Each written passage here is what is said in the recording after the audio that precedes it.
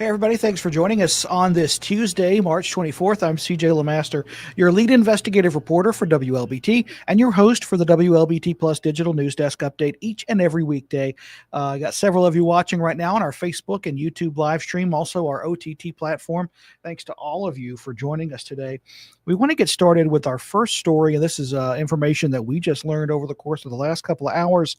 Hinds County District Attorney Jody Owens is asking a federal judge to unseal court records in the Jackson bribery case, accusing prosecutors of misrepresenting facts and keeping key filings out of public view. You can see that story right now on our website, WLBT.com. Now, Owens, along with former Mayor Chokwe Antar Lumumba and former Ward 6 Councilman Aaron Banks, face charges tied to an alleged bribery scheme for a downtown convention center hotel project. Owens says his filings support dismissing the case, including claims an FBI agent misled that the grand jury. Those are claims from Owens. A judge has ordered a line-by-line review of what should remain sealed. The judge in the case actually issued that last month. Owens argues the government is stalling and wants the entire file unsealed. We will continue to follow the story, and you can read far more about this right now on our website, including detailed information about the case and the original order from the judge last month detailing the reasons behind sealing these documents. Well, the Mississippi Department of Public Safety turning over newly discovered 1960s-era Ku Klux Klan materials to the Mississippi Department of Archives and History. The items include full Klan regalia. They were found as DPS staff prepares to move into a new headquarters in Rankin County. Investigators say a small suitcase held Klan documents, meeting notes, a ledger, and propaganda, along with folders of clippings tied to DPS, the Highway Patrol, and the Freedom Riders. Archives officials say the collection will be processed over the next several months, and eventually all of it will be made digitally accessible to the public. A Ridgeland man will spend 35 years behind bars for shooting and killing his girlfriend. Danquarius Biest pleaded guilty earlier this month to second-degree murder in the death of 21-year-old Autumn Shanks. Ridgeland police say Biest shot Shanks in the head after an argument in February of last year. At yesterday's sentencing hearing, Shanks' mother read a victim impact statement from her daughter's perspective. My name is Autumn Shanks, and I was murdered by the hands of Danquarius.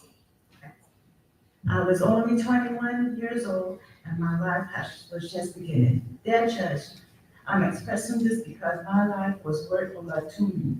My family and I was working hard to create the life I wanted. Danquarius had no right to take my life away from me. He believed my life didn't matter when he pointed that gun at me. After hearing from family members on both sides of the case, the judge sentenced Biest to 40 years in prison, 5 of those suspended. That leaves 35 to serve. A not guilty verdict in the state's biggest embezzlement case and the only trial involving that case could now shake up 8 others who are facing criminal charges. Prosecutors say more than $70 million of your tax dollars were stolen and misused. Well, last week, Ted DiBiase Jr. Was cleared on all 13 charges. Our Quentin Smith has new details.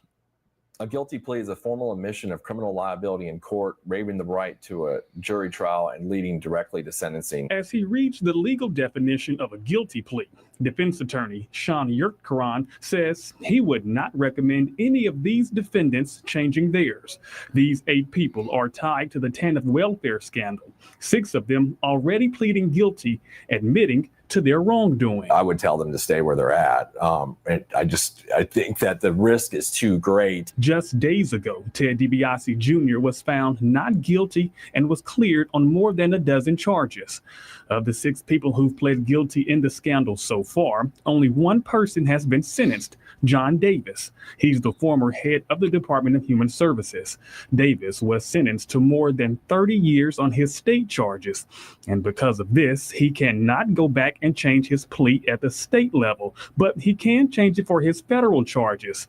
Meanwhile, the others can still go back and change their pleas at both levels. However, if they do so and choose to fight it out in court, Yurt Karan says it does not guarantee they'll have the same outcome as DiBiase. Yes, I'm sure they're upset because, like, wait, a jury just said that's not criminal. So am I a criminal? Like, maybe I'm not a criminal. So that's going to be in your head. But then you have to look at a risk-reward scenario on that.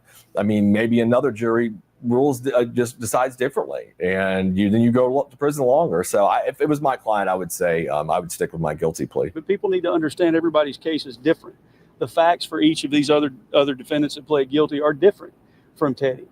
They were not similarly situated at all. They all had a much broader base of knowledge and experience about these funds and how they were to be used. And Teddy trusted those folks to guide him in the right direction. And unfortunately, it got him in a difficult spot.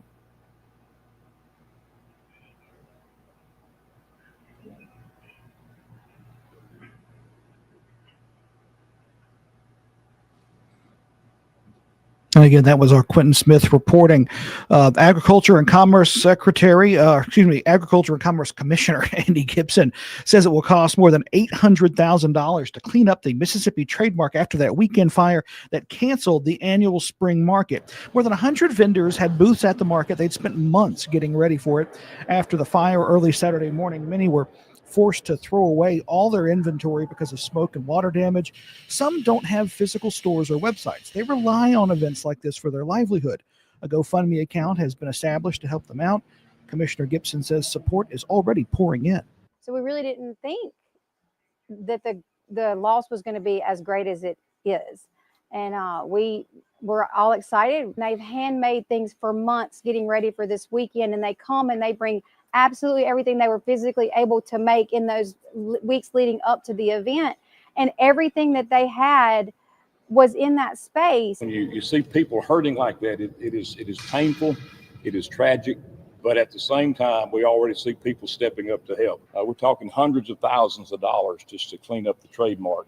Again, that's a drop in the bucket compared to the losses that the small businesses have incurred.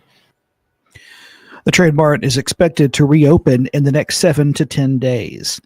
And lastly, Mississippi's state health officer is said to be a top contender to lead the Centers for Disease Control and Prevention.